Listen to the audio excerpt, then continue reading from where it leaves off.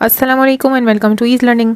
आज हम Oxford progressive English book 7 का यूनिट नंबर 8 करेंगे, फैमिली फीलिंग्स, जिसमें आज हम टॉपिक पढ़ेंगे द चक्की।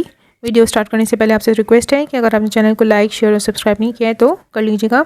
ये पोएम तारिक लतीफ़ ने लिखी है, जो कि एक ऐसे गाँव में पैदा हुए थे जो कि लाहौर से बाहर है, और अब वो स्कॉटलैंड के हाईलैंड्स में रह रहे हैं, यानी ऊँची पहाड़ जगहों पर स्कॉटलैंड की वो रह रहा है। अब वो उस इंसिडेंट को याद करता है जब उसकी ग्रैंड मदर यानी उसकी दादी जो है वो फ्लोर मिल चला रही थी, यानी चक्की चला रही थी। यहाँ पर बात हो रही है my grand mother straddle the चक्की। मेरी ग्रैंड मदर यानी मेरी दादी स्ट्रेडल यानी बैठी हुई थी चक्की पर। She funnels a handful of maize into the hole, और उनके हाथ में मुट्ठी भर मकई थी जिसे वो होल के अंदर डाल रही थी। Then she turns the upper slab clockwise, फिर वो जिस चक्की को ऊपर से घुमाती हैं, just as her mother used to, जिस तरह उनकी माँ घुमाती थी। Sometimes she feels the grainy texture of her grandmother's palm, जब बाज़ औक़ात उन्हें ग्रेनी टेक्सचर देखकर उनको खुद अपनी दादी की याद आ रही थी, यानी दादी को अपनी दादी की याद आ रही थी। Sometimes the flexible and awkward energy, और फिर उन्हें अपनी दादी के साथ वो खुद को भी याद कर रही थी कि दादी के साथ उनका रिलेशन कैसा था, जिसमें वो अपने उस हाथ को याद करती हैं जो फ्लेक्सिबल था और ऊट पटांग हरकतें करते रहते हैं जब लर्निंग एज में बच्चे होते हैं। ऑफ यंग ईगर हैंड्स यानी बच्चे जिस दौर में सवालात और बहुत करते हैं और सीखने की कोशिश करते हैं, और जब उन्हें काम दिया जाता है तो उसमें गड़बड़ी कर देते हैं। Once light split from between the slab, और फिर एक मरतबा ऐसा होता है कि लाइट जो है वो टूटती है स्लैब के दरमियान, और जो मड से बना हुआ जो कमरा था, सूखा कमरा, उसमें से गुजरती है, ठीक है, गुजरते हुए गुजर जाती है।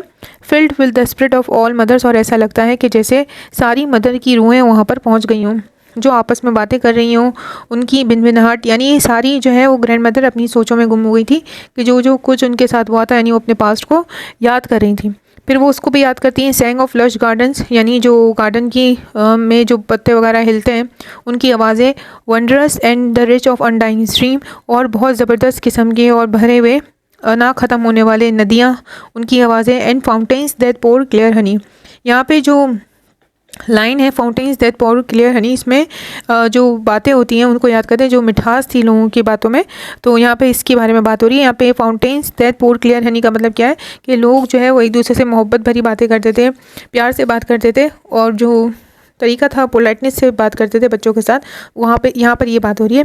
But usually all she can see in her ageing hands, all she can feel is then ageing absence.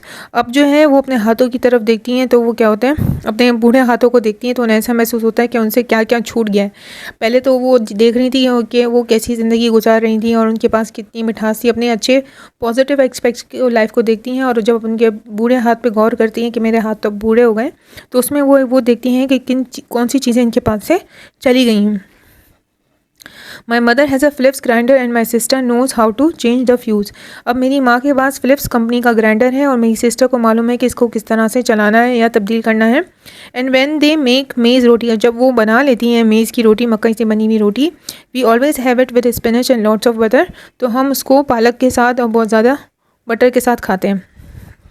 Sometimes I sense sable my grandmother's elbow, और हम बिफोर अवर आइज़, और हमारी आँखों के सामने जो है हमारी दादी का वो सीन याद आ जाता है जब वो रोटेट करती थी उसको, उनका एल्बो जो है वो रोटेट करा होता था, यानी गोल गोल घूम रहा होता था। सेबल का मतलब यहाँ पे क्या है, रोटेट करना, गोल गोल घूमना, यानी जब वो खाना खाते हैं, मेज़ की रोटी खाते हैं, तो उन्हें उनकी दादी के घूमते हुए हाथ नज़र आते हैं रोटेट करते हुए। The story of how our mother ran in our fathers to tell, अब फिर उन्हें वो स्टोरी भी याद आती है जब उनकी माँ भागते हुए उनके बाप के साथ आई थी कमरे के अंदर, और दादी को बताती हैं कि हमने प्लान बना लिया है कि हम इंग्लैंड जा रहे हैं, और उसी वक्त ही जो है उनके हाथ रुक जाते हैं, यानी वो पीसना बंद कर देती हैं। स्प्लिट एंड सडन साइलेंट, और अचानक जो है खामोशी छा जाती है। Was interrupted by a gust, और एक ज़ोरदार हवा का झोंका आता है, which shut the door on the light, जिसकी वजह से दरवाज़ा भी बंद हो जाता है और लाइट भी चली जाती है। होप आपको अच्छे से समझ आया होगा। अगर आपको वीडियो अच्छी लगती है तो काइंडली लाइक करिए, शेयर करें और सब्सक्राइब करना मत भूलिएगा। ओके, अल्लाह हाफ़िज़।